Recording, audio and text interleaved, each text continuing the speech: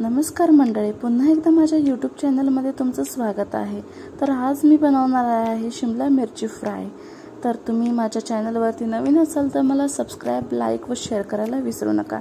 चला तर मग स्टार्ट करूयात। सर्वप्रथम मी शिमला मिरची घेते 8 ते 9 आणि लसूण। गॅस ऑन करून कढईत तेल ॲड करणार आहे।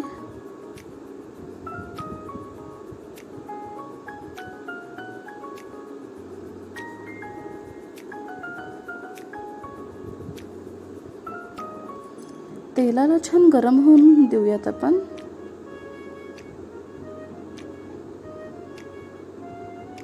तेल गरम झालेलं आहे। नंतर आपण आपला शिमला मिरची काय करूयात, कढईमध्ये टाकून देऊयात आणि छान 15 ते 20 मिनिटं आपण त्याला छान परतून घेणार आहोत। त्याचा कलर चेंज होईपर्यंत बघू शकता तुम्ही। मी त्याला आता सारखी मोठ्या फ्लेमवरती काय करणार आहे तर परतणार आहे।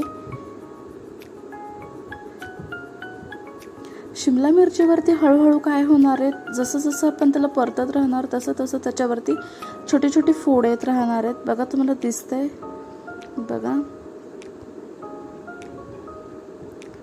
छान आपल्याला त्याला परतून घ्यायचे आहे। हळूहळू हळू त्याचा काय होणार आहे, कलर चेंज होणार आहे। इट मीन्स कलर आहे तोच राहणार, बट त्याच्यावरती जे स्किन आहे ती स्किन चेंज होत राहणार आहे। बघा, दिसतंय तुम्हाला व्हिडिओमध्ये। हाय फ्लेम वरती आपण परतून घ्यायचंय त्याला छानपैकी। त्यामधला सगळा स्टॅक जो आहे तो निघून जाईल। बघा,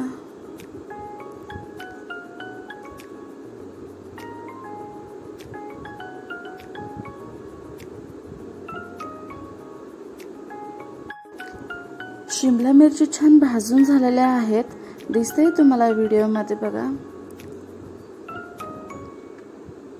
अशा पद्धतीने त्याचा रंग काय होतोय, चेंज होतोय स्किनचा। नंतर मी घेतलेलं जे काही साहित्य आहे ते मी तुम्हाला दाखवते।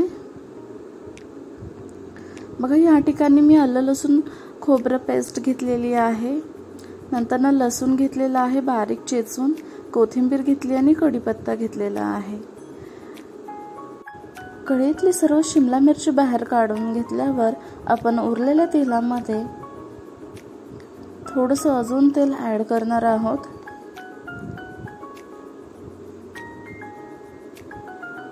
त्यामध्ये आपण कढीपत्ता घेणार आहोत, टाकणार आहोत। नंतर लसूण टाकणार आहोत।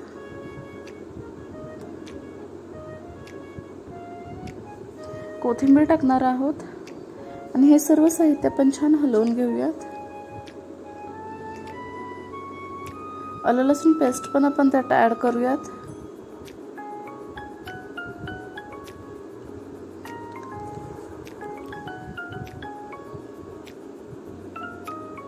आणि एकदम छान आपण त्याला हलवून घेणार आहोत। आणि हलवून घेतल्यावरती आपली जी मिरची आहे ती आपण त्याच्यामध्ये टाकणार आहोत।